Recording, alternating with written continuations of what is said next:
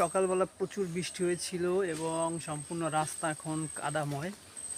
তো এই কাদা পেরিয়ে এখন যাচ্ছি এবং এখান থেকে হাসপাতাল কতটা দূর তা তো আমি জানি না। তো এখন প্রথমবার যাচ্ছি। সামনে মূলত পিসি যাচ্ছে ভাগ্নিকে নিয়ে, তো আমি যাচ্ছি পিছে পিছে। এখন আমাকে যেতে একটু লেট হয়ে যাচ্ছে, কারণ হচ্ছে আমি ঘর দুয়ার একদম আটকে আসলাম তো, এবং হাতে রয়েছে গিয়ে দেখতে পাচ্ছেন চাবি। তো ওই সামনে দিয়ে মূলত পিসি যাচ্ছে এবং চলুন যাওয়া যাক। মেইন রোডে চলে এসেছি।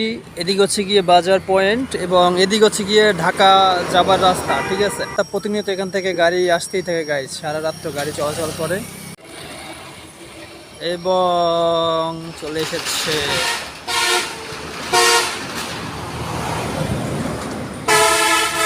বাচ্চাদের পোলিও খাওয়াচ্ছে এখানে, বইচাকাটি সরকারি প্রাথমিক বিদ্যালয়। এখানে দেওয়া আছে যে আপনার শিশুকে ভিটামিন এ ক্যাপসুল খাওয়ার।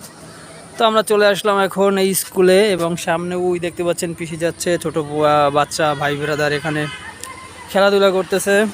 এখন মূলত যাচ্ছি শ্রীরাম কাঠি এবং সাথে রয়েছে গিয়ে ব্যাগ। কেন ব্যাগ দিলাম মূলত গাইজ, এখন শ্রীরাম কাঠি গিয়ে চাল কিনতে হবে, বুঝছেন। বাসায় চাল শেষ, তো এখান থেকে প্রায় 5 কিলোমিটার দূরে যেতে হবে চাল আনতে। তো আমরা যে চাল খাই সেই চাল এখানে মূলত পাওয়া যায় না, বুঝছেন। তো এর জন্য মূলত যেতে হবে শ্রীরাম কাঠি। তো চলুন, এখন সামনে স্ট্যান্ড রয়েছে, ভ্যান স্ট্যান্ড, তো সেখান থেকে সরাসরি গাড়িতে উঠবো। তো দেখা হচ্ছে যাত্রাপথে। এ কাকা, যাইবেন শ্রীরাম কাঠি? আচ্ছা, এই একটা ভ্যান পাওয়া গেছে গাইস, চলুন যাওয়া যাক। তো গাইস এখন যাচ্ছি শ্রীরাম কাঠি, দেখতে পাচ্ছেন গাড়ি কিন্তু ছেড়ে দিয়েছে, তো ভ্যানে করে যাচ্ছি এখন।